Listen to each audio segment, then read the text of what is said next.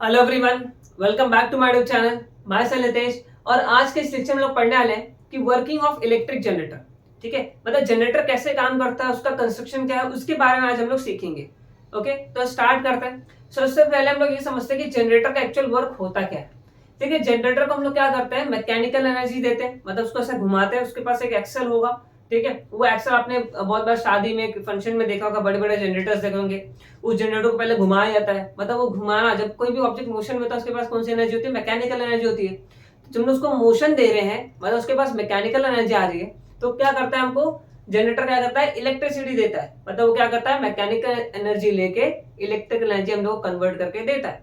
तो ये जनरेटर का बेसिक फंक्शन होता है कि वो इलेक्ट्रिक एनर्जी देगा हम लोग को, मैकेनिकल एनर्जी लेके converts mechanical energy into electrical energy. अब देखिए कौन से प्रिंसिपल पे वर्क करता है, फ्लेमिंग्स राइट हैंड रूल पे।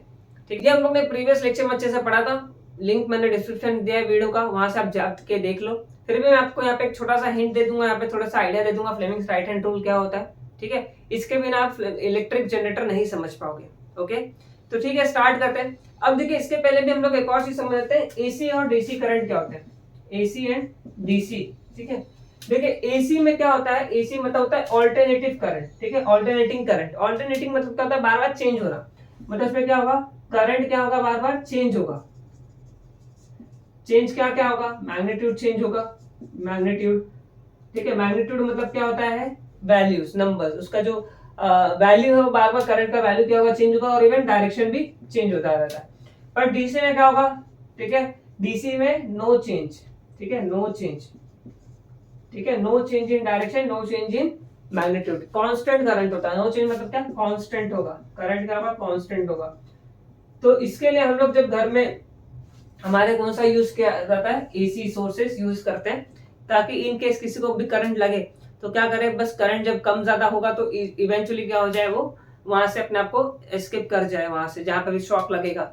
अगर आपको डीसी में करंट आपको लगा तो आपको जब तक कोई एक्सटर्नल फोर्स से नहीं निकाला जाएगा तब तक आप वहां पे ऐसे लगे रहोगे टिल डेथ। ठीक है, और दूसरा हमारा ये एसी सोर्स हम लोग होम डोमेस्टिक पर्पस के लिए यूज करते हैं, डीसी हम लोग इंडस्ट्रियल पर्पस के लिए, हमारे फोन के बैटरीज डीसी सोर्सेज पे काम करते हैं।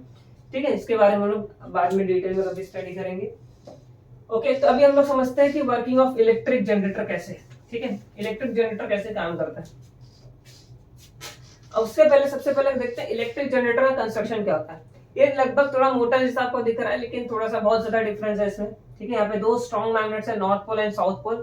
और आप सभी को मालूम है मैग्नेटिक फील्ड की डायरेक्शन नॉर्थ से एमिट होती है, साउथ में एंटर होती है, तो डायरेक्शन मैग्नेटिक फील्ड कहाँ है, नॉर्थ से साउथ की तरफ है। ठीक है, यहाँ पे मैंने कंडक्टिंग कॉइल ले लिया, बहुत सारे नंबर्स ऑफ कॉइल्स होते हैं, लेकिन अंडरस्टैंडिंग पर्पस के लिए हम लोगों ने एक ही कॉइल लिया है। ठीक है, इसका एक जो है, एक पॉइंट एक रिंग को कनेक्टेड है। देखिए ये जो लेंथ है, ये वाले रिंग को खाली कनेक्टेड है, ये वाला जो वायर है ये रिंग को कनेक्टेड नहीं है। ठीक है, आपको यहाँ पे ध्यान देना है। ठीक है, अब दूसरा वाला जो इसका दूसरा वायर है, एक्सटेंशन है, वो दूसरे रिंग को कनेक्टेड है। याद रखना आपको, ये वाला वायर खाली इस वाले रिंग को कनेक्टेड है, ये वाले वायर इसको कनेक्टेड नहीं है, खाली इसको कनेक्टेड है। यहाँ पे क्या है, कार्बन ब्रशेस तो क्या होता है, ग्रेफाइट के बने होते हैं और ये कंडक्टिंग होता है। और यहाँ पे सर्किट मैंने कंप्लीट किया, यहाँ पे देखो कोई मैं बैटरी नहीं लगा रहा, कोई पावर सोर्स नहीं, ये क्या है, गैल्वेनोमीटर, जो क्या करता है, करंट की डायरेक्शन और करंट का वैल्यू बताता है। ठीक है, हम लोग ने प्रीवियस लेक्चर में पढ़ा था। अब देखिए फ्लेमिंग्स राइट हैंड रूल को एक बार सब वापस से रिकॉल कर लेते हैं। ठीक है, ये हमारा Fleming's right hand rule, right hand का तीनों फिंगर स्ट्रेच करना आपको म्यूचुअली परपेंडिकुलर। ये आपका थंब है, ये आपका इंडेक्स फिंगर है, ये आपका मिडिल फिंगर। इसको मैं शॉर्ट में बता रहा हूँ। ठीक है, अगर आपको डिटेल में सीखना है तो प्रीवियस लेक्चर का लिंक मैंने डिस्क्रिप्शन में दिया, वहां से आप देख लो। ठीक है, अब इसको याद रखने के लिए मैंने बताया था मूवी, मूवी बताया था। मूव मतलब होता है मोशन। ठीक है, ये क्या बताएगा, मोशन, तो ये मोशन ऑफ द कंडक्टर, किसका, मोशन ऑफ कंडक्टर। बी मतलब होता है मैग्नेटिक फील्ड, तो मैग्नेटिक फील्ड को बताएगा। और ये क्या बताएगा, middle finger, direction of current. ठीक है, इतनी चीज आपको पता होना चाहिए। ठीक है, अब इसके बाद यहाँ पे समझते हैं, यहाँ पे एक एक्सल होता है, एक रॉड जैसा होता है, आपने मोटर में जनरेटर में देखा होगा, रॉड जैसा स्ट्रक्चर होता है जो उसके बाहर होता है, जो इसको हम क्या बोलते हैं, एक्सल। अब डायग्राम कॉम्प्लिकेटेड ना हो इसके लिए मैंने एक्सल को नहीं बनाया। ठीक है, यहाँ पे कॉइल को हम लोग थोड़ा बुक के से समझते हैं। इसको मैं नेमिंग दे देता हूँ, ये ए बी सी डी। अब देखो यहाँ पे, ये मेरा, ये जो व्हाइट वाला पार्ट है ये मेरा ए बी है, और ये CD वाला पार्ट है, ठीक है। अब मैं जब इसको रोटेट करूंगा, देखो मैकेनिकल एनर्जी मतलब क्या, इसको मोशन देना, तो कॉइल को मोशन देना पड़ेगा तब तो इसमें करंट प्रोड्यूस होगा। तो मैं इसको क्या कर रहा हूँ, मोशन दे रहा हूँ, रोटेट कर रहा हूँ, मैकेनिकल एनर्जी दे रहा हूँ। तो मैं इलेक्ट्रिक एनर्जी कैसे बनाएगा देखते हैं।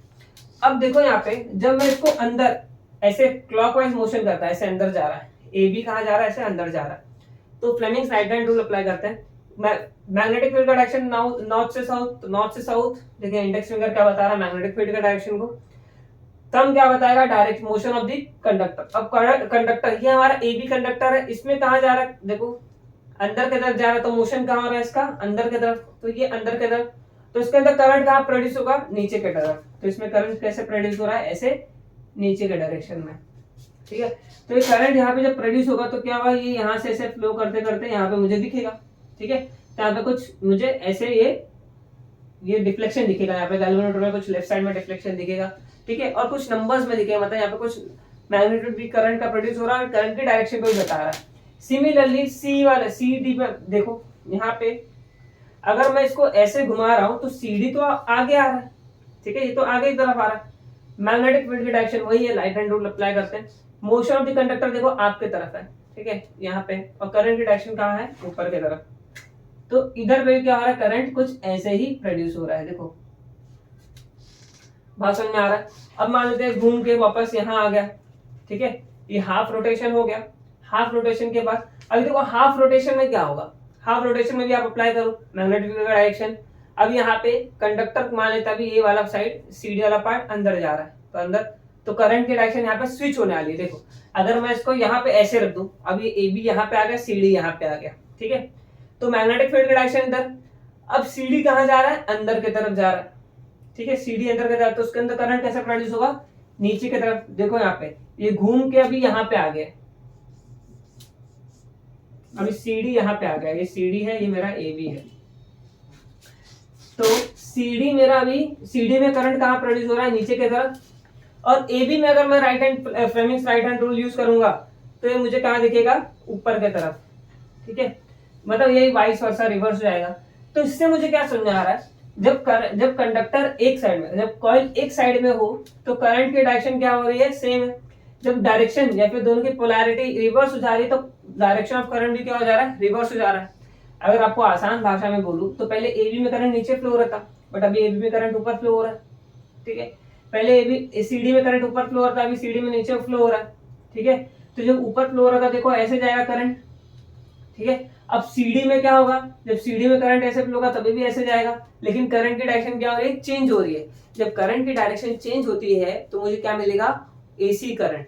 तो ये जो इलेक्ट्रिक जनरेटर है, कौन सा जनरेटर है, AC जनरेटर। क्या कौन सा करंट प्रोड्यूस करेगा, AC करंट प्रोड्यूस करेगा, ऑल्टरनेटिंग करंट प्रोड्यूस करेगा। बात समझ में आ रहा है, क्यों ऑल्टरनेटिंग करंट प्रोड्यूस करेगा, क्योंकि बार बार देखो पहले ये जब यहाँ पे डिफ्लेक्शन होगा, देखो पहले यहाँ पे डिफ्लेक्शन, पहले 0 पे था, फिर डिफ्लेक्शन होकर कभी यहाँ जाएगा, तो क्या होगा, डायरेक्शन तो चेंज हो रही है, साथ में मैग्नीट्यूड भी चेंज हो रहा है, फिर वापस से यहाँ पे आएगा तो 0 से वापस 3 पे या फिर 2 पे कहीं भी आए, तो करंट का डायरेक्शन भी चेंज हो रहा है और मैग्नीट्यूड भी चेंज हो रहा है। और ये कहाँ पे देखने मिलता है, खाली AC टाइप ऑफ करंट में देखने मिलता है, ठीक है। तो ये कौन सा जनरेटर है, AC इलेक्ट्रिकल जनरेटर। अगर हमको DC बनाना होगा तो वो आप खुद कमेंट में बताओ और मुझे कमेंट करके बताओ DC कैसे बनाना है। थोड़ा सा स्लाइड चेंजेस करना है, ठीक है, आप थोड़ा मोटर का डायग्राम से हेल्प ले सकते हो, ठीक है, वो आप मुझे कमेंट में करके बताओ, ठीक है। आपको वैसे DC जनरेटर के बारे में एग्जाम में नहीं पूछना है, लेकिन AC जनरेटर आपको अच्छे से पता होना चाहिए। इसका वर्किंग आता है 4 to 5 मार्क्स विद डायग्राम, और इसका प्रिंसिपल, कौन से प्रिंसिपल पे काम करता है आपको अच्छे से पता होना चाहिए, ठीक है। तो होप्स आपको पूरा अच्छे से समझ में आएगा। अगर अच्छे से समझ में आया हो तो अपने फ्रेंड्स का जरूर शेयर करें, और हाँ प्रीवियस लेक्चर्स जरूर देखें ताकि आपको पूरा चैप्टर बहुत ही स्मूथली क्रिस्टल क्लियर हो जाए, ठीक है। उनके लिंक्स मैंने डिस्क्रिप्शन में दे दिए, ठीक है। तो मिलते हैं नेक्स्ट वीडियो में न्यूमेरिकल्स वाले में, ओके। तो thank you so much for watching.